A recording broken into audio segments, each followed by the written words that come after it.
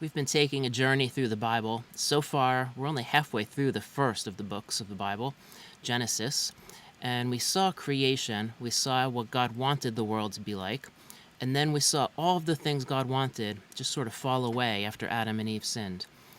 And then we saw the progression of sin get worse and worse. And finally, God called a man named Abraham. And the rest of the Bible is basically God showing us how he is fixing things to undo the fall, undo the sin that Adam and Eve committed that destroyed all the things that God wanted. And he called a man named Abraham and made an unconditional promise to Abraham. He told Abraham, I'm going to do 3 things for you. 1, I'll give you descendants that outnumber the stars of the sky.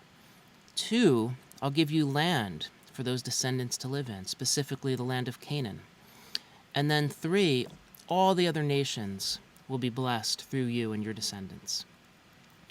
Abraham finally had a son named Isaac, and this promise was passed on then to Isaac. And Isaac took a while to get married, but finally he did. He married a woman named Rebekah, and Rebekah got pregnant and was really struggling in this pregnancy and prayed about it. And God revealed to her that she had twins. She was going to have twins, and that's where we left off in the last session. So these twins were battling right from the womb, and that's not always a good sign. So these brothers were at odds right from conception. Well, when it came time for these twins to be delivered, one came out before the other. And it wasn't C-section or anything, so there's always a firstborn and secondborn. And what happens in this culture is that the firstborn child always has additional responsibilities and therefore gets additional blessings, both parental blessing and financial blessing. So the oldest person in the family, and a family wasn't just husband, wife, 2 kids, and a dog, it was the extended family. It included cousins and grandparents and aunts and uncles and all those things. So as the family grew, the oldest person in the family, in most cases, was the head of the family. And within the smaller family units, there were heads. And your family line, as an individual, your family line would be continued on through your children, and specifically the male children. So when you die, the oldest male child, the firstborn male, takes over your responsibility as the head of the household.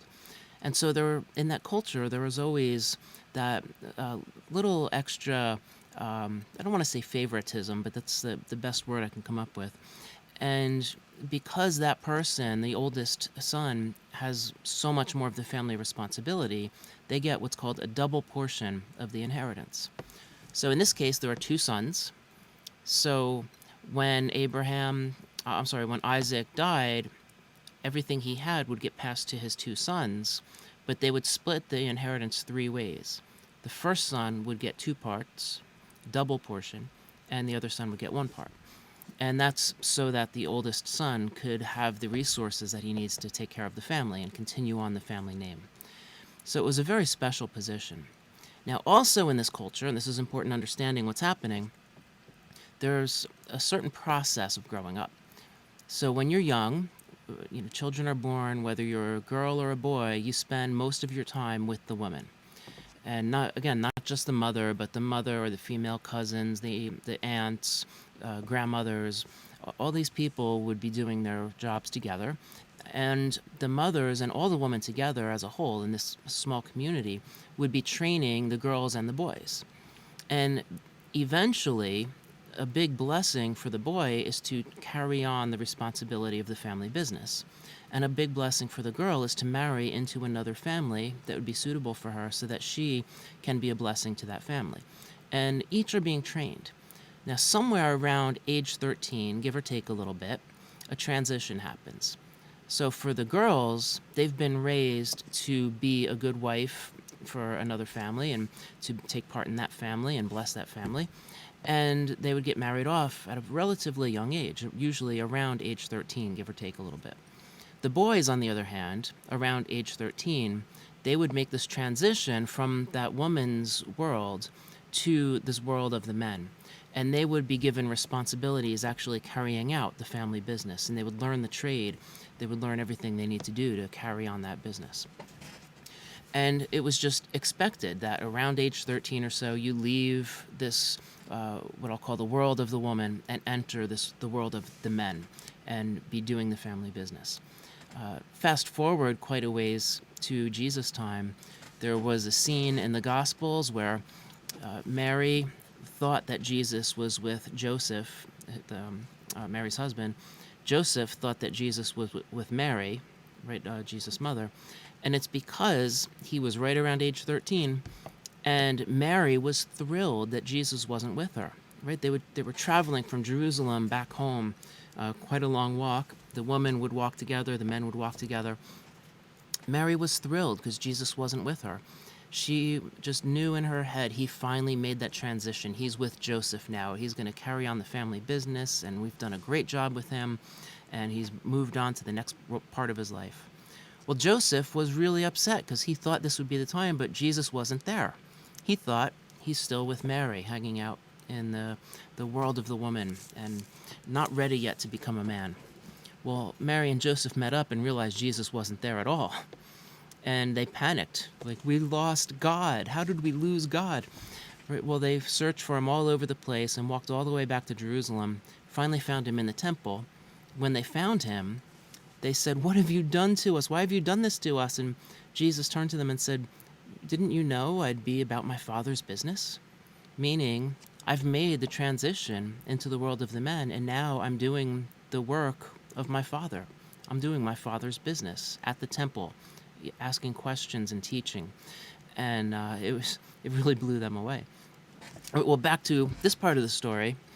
We have these twins now. They're named Jacob and Esau. Esau is the firstborn, so he already will have a special place in Isaac's heart.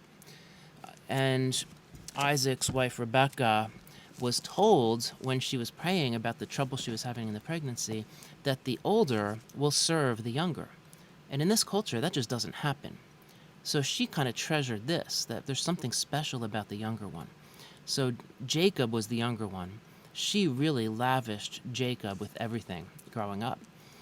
Well, the father lavished Esau with everything, the firstborn son, that one who's going to be the man of the household. And that division just grew and grew until they hit that age of around 13. Esau made that transition nice and early. He transitioned into the world of the men. He was out hunting with his father. He was taking care of the farm. He cooked a mean steak, and he could barbecue like anybody. And he was just, you give him a bow or a sword or whatever he needs to hunt, and he'll go out there and do a great job. He's good at what he does. Jacob, on the other hand, he just never made that transition. He was, the father looked at him and said, "Oh man, he's just like his mom, and not in a good sense. Or he's a little, he's not quite a man yet." And he should have been like a decade before, right? So he's growing up and still hanging out with mom. He's mommy's boy. He doesn't go outside and do a lot of hard, strenuous work. He's not a good hunter. He just hangs out in the kitchen. He likes to cook. He's doing all these jobs that are stereotypically women's jobs in that culture.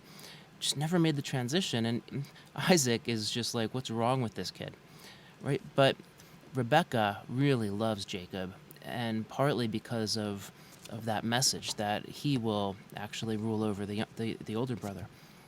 Well, one day, some time goes by here, and Jacob, of course, is in the kitchen cooking. Esau was out hunting, and for whatever reason, he wasn't able to get any food. There was nothing. He was out hunting for a while, didn't get anything, and he was extremely hungry. Now, you can live for like 40 days without food if you really need to.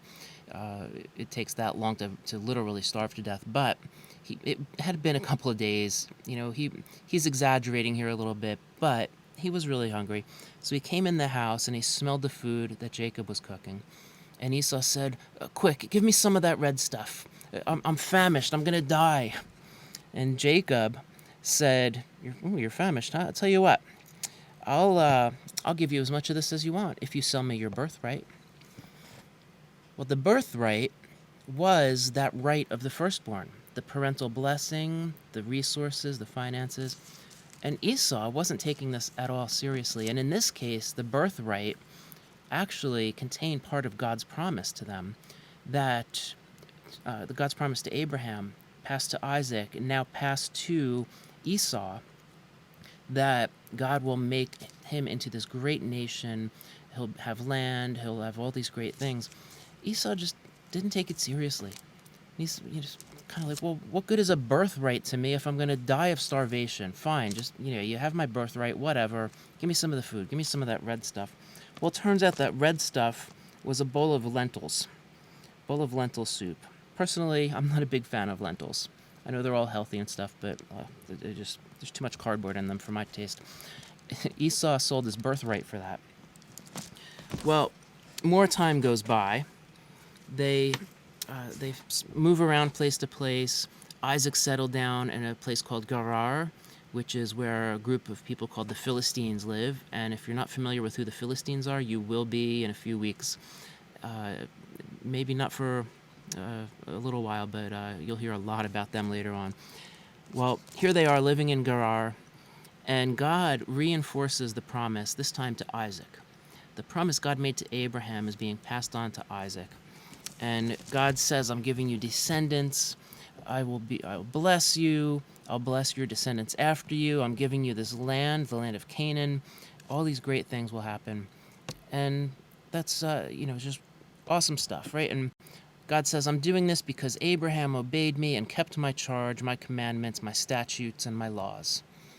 So at first glance, it sounds like, Abraham was just this great moral person. He obeyed God all the time. He did everything God asked. But if you think that's true, go back and listen to the other couple sessions about Abraham, because, man, he made a lot of mistakes. Well, speaking of mistakes, while they were living in Gerar, Isaac realized, hey, my wife, Rebecca, she's hot. One of these people in Gerar will kill me to get my wife. And he got scared, and so he said to her, hey, I have this great idea. If anybody asks, tell them you're my sister, not my wife. And he started telling people, oh yeah, she's my sister. Right? Where did he learn that from? Abraham, who did it twice. Right? So he is basically doing the same thing. He's trading his wife for goods. And this time, the scripture tells us this time nobody actually slept with Rebecca.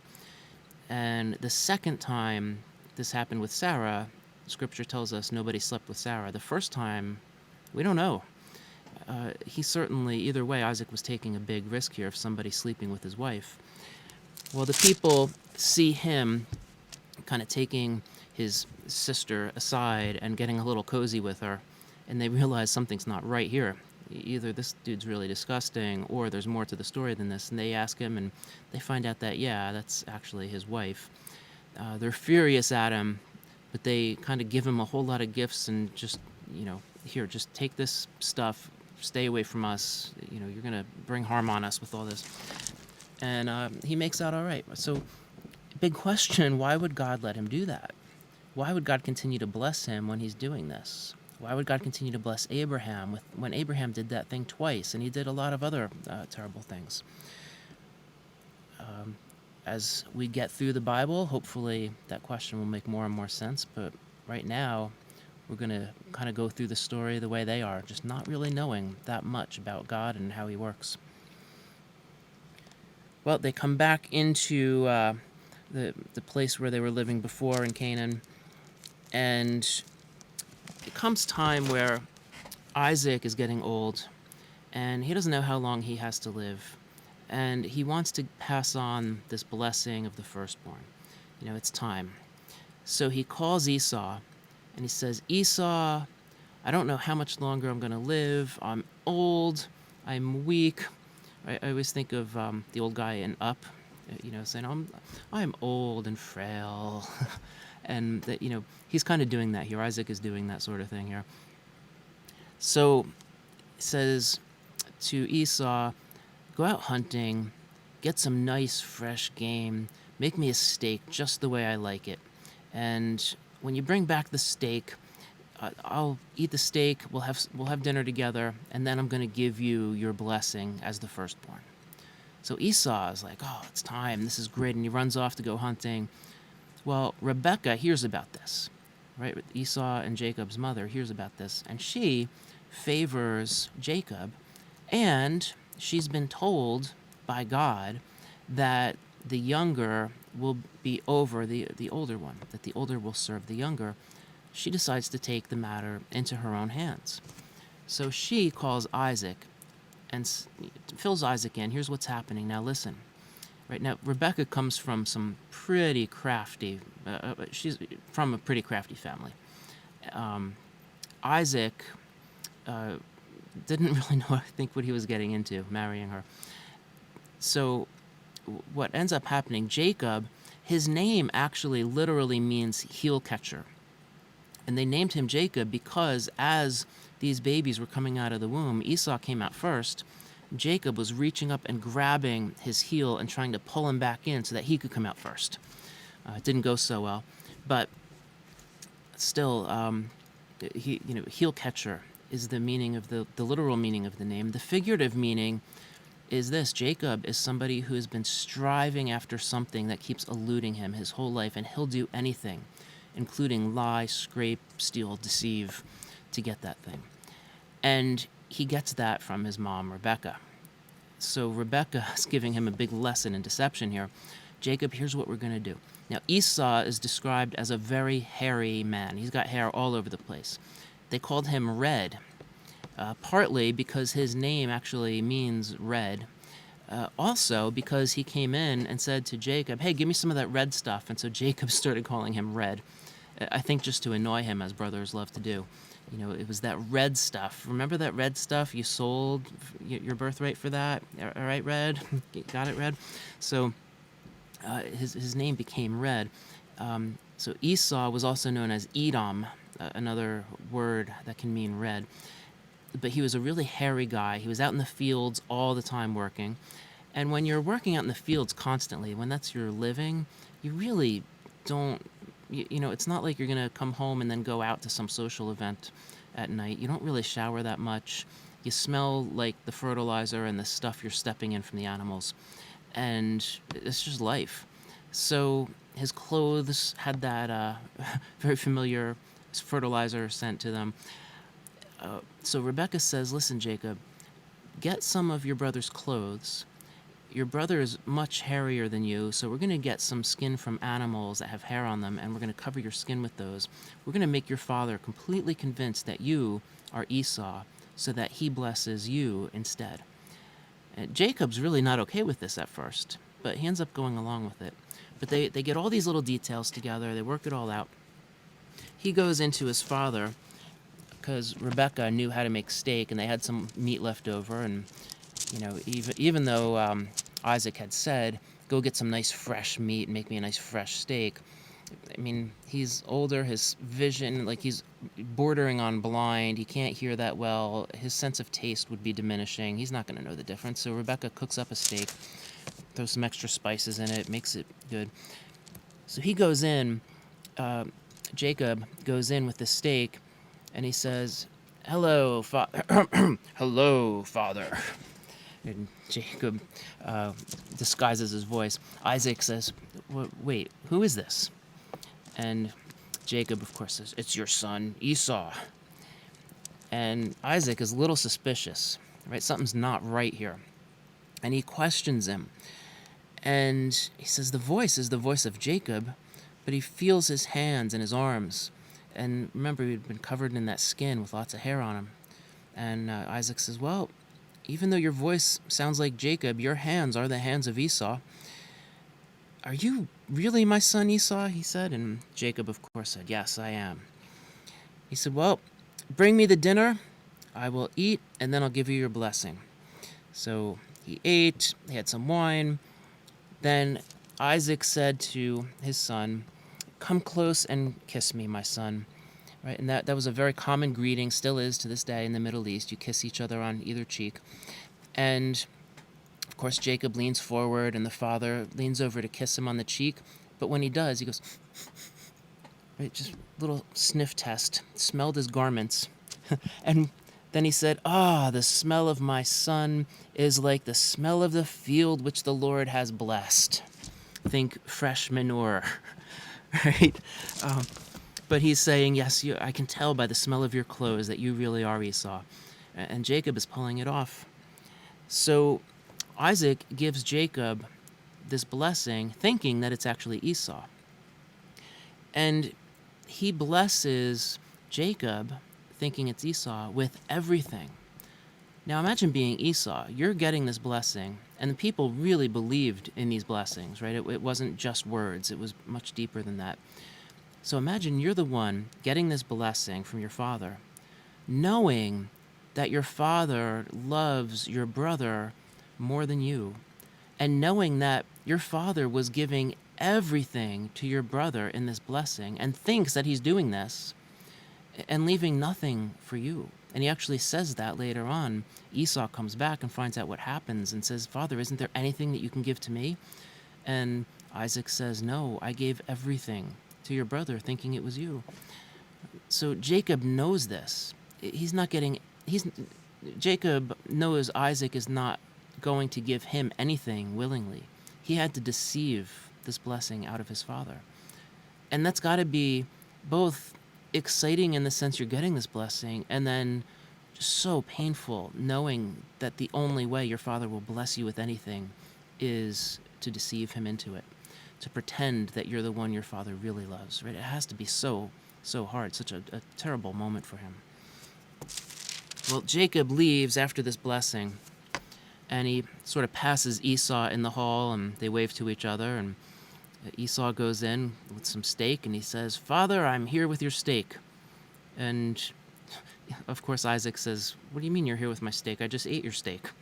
And Esau says, you didn't, what in the world are you talking about?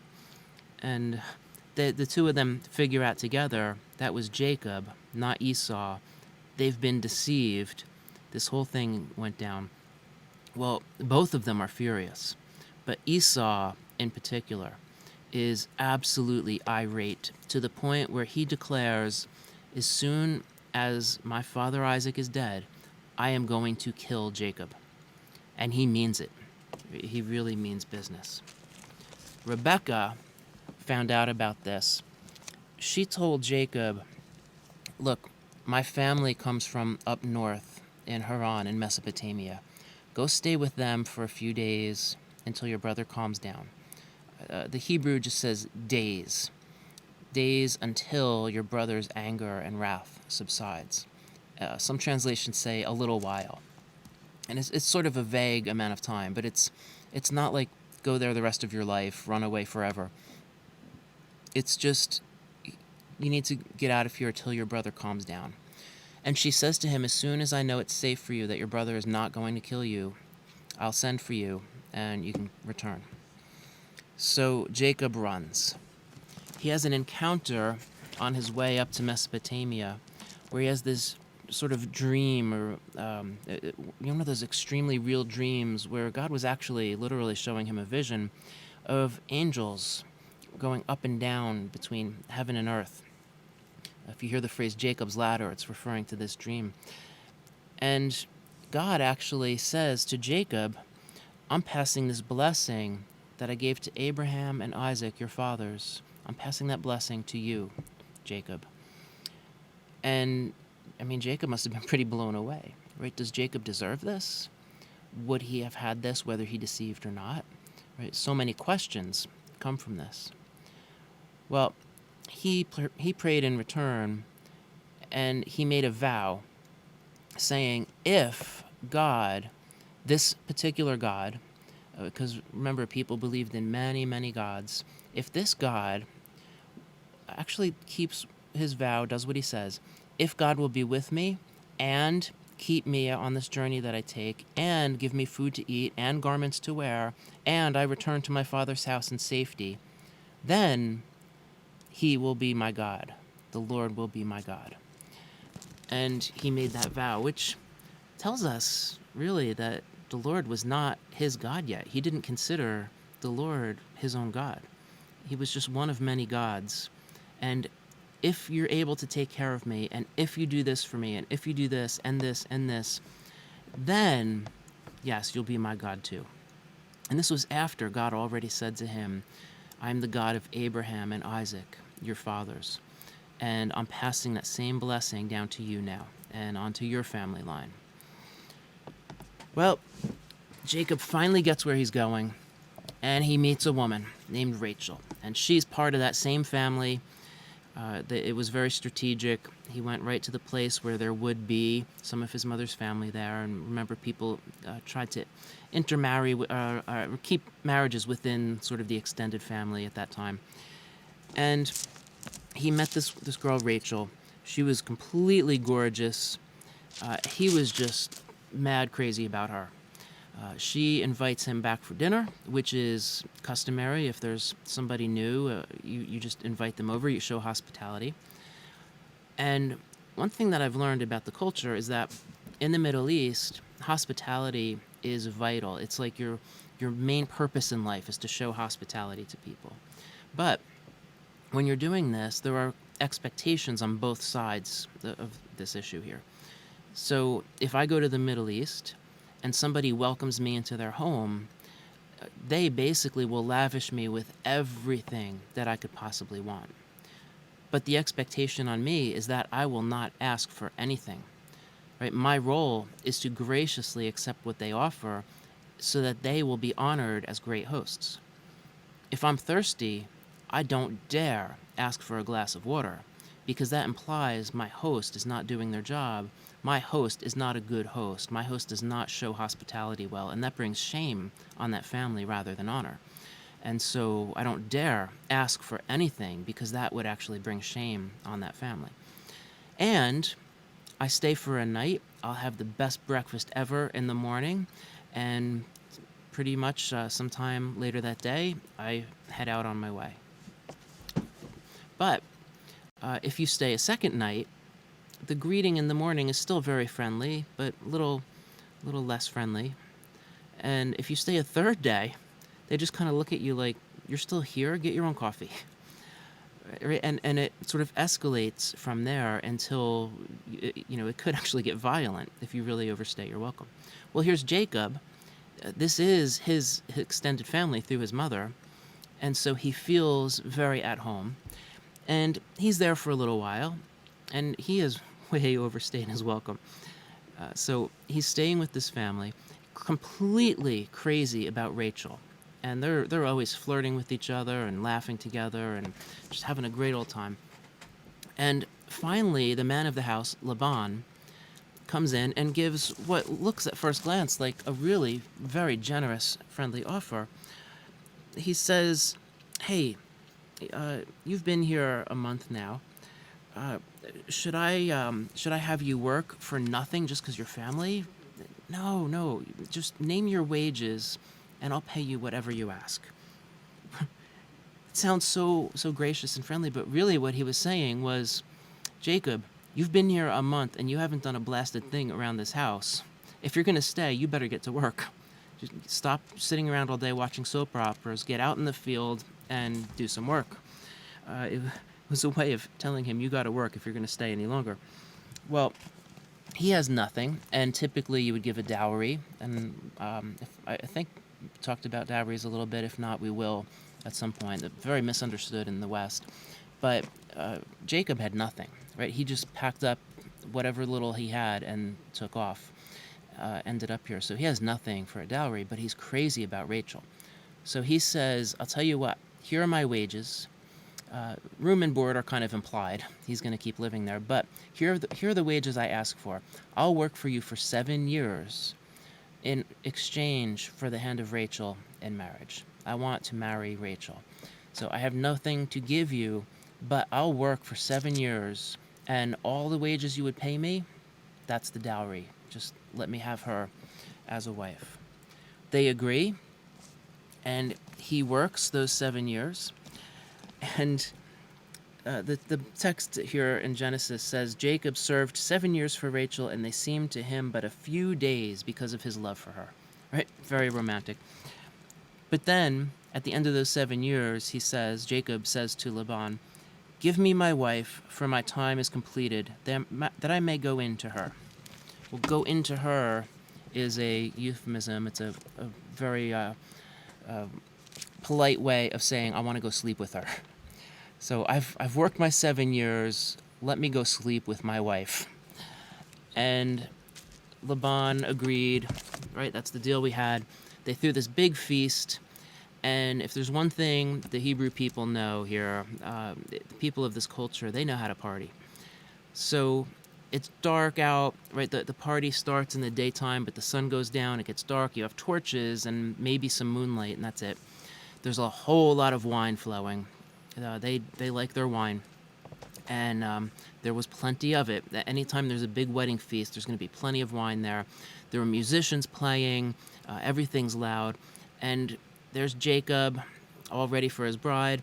And out comes his bride, dressed in this beautiful garment, veil covering her face, and dark torchlight. Just everything it's perfect. It's romantic. The family's there, the friends are there. Everything is nice. And at some point in this ceremony, you have a tent right in the middle of everything, and the groom and the bride go together into the tent, and they consummate the marriage. Everybody knows what's happening. And in fact, the music, what I've read about the culture is that they start kind of chanting, and the drum beats get louder and louder and more rhythmic and very suggestive, encouraging them to enjoy each other, consummating the marriage. And they do. Jacob goes into the tent with his bride. They consummate the marriage. Everything's dark. Inside the tent, you only see some shadows from the torchlight. Just a tiny, tiny bit of light coming through, just enough that you can sort of see shadows, and that's it. But in the morning, the sun's back out. Everything's bright. The tent is well lit. Jacob rolls over and hugs his wife, who's lying next to him, and he looks over and he says, "Oh, good morning, Rachel. I love..." And his eyes get this big because that's not Rachel. It's her sister, Leah. Now, Leah is described in Scripture as having weak eyes, which is a very polite way of saying she had a nice personality. But right, he wanted nothing to do with Leah. Jacob wanted nothing to do with her. Well, he screams, runs out of the tent. Now imagine being Leah. You're now married to this man who doesn't want you and is repulsed at the thought of what just happened. He runs out to Laban and says, "What have you done to me? You knew the agreement. I agreed to work for you for 7 years for Rachel. You deceived me into marrying Leah?" Right? Well, they made this covenant. Marriage was considered a covenant, and you don't break that covenant. He's required now to keep this covenant of marriage that he made with Leah. And Laban says, "Of course. What? You know the culture. You know how things work here. We can't marry off the younger daughter before the older one. You had to marry Leah in order to marry Rachel. Did I forget to tell you? Oh, sorry. Right. This deceiver, heel catcher, Jacob, just got schooled in deception." And Laban says, "Look, here's what I'll do for you. I know we agreed that you would marry Rachel, but tell you what, finish your wedding feast, finish the wedding feasts, the celebrations would go about a week. I mean, they really party, right? It was a week-long celebration. Finish your wedding week, and then I will let you marry Rachel, as per our agreement, and you'll celebrate with her that week, and then you'll work for me an additional 7 years for Rachel." Well, Jacob's hands are tied. Right? He really, they got him. Laban got him good. There's really nothing he can do about it. He agrees. He's not crazy about the arrangement. He really does not love Leah. He's crazy, though, about Rachel, and he does what he has to do to be with her. This is not going to go well, particularly for Leah, but really for anybody. This is... it's a recipe for disaster here. We're not going to look and see the Brady Bunch family. This is not going to be a model of your family ministry at your church. It's going to be quite a mess. So in the next section, we'll pick up there and we'll see what happens in this family.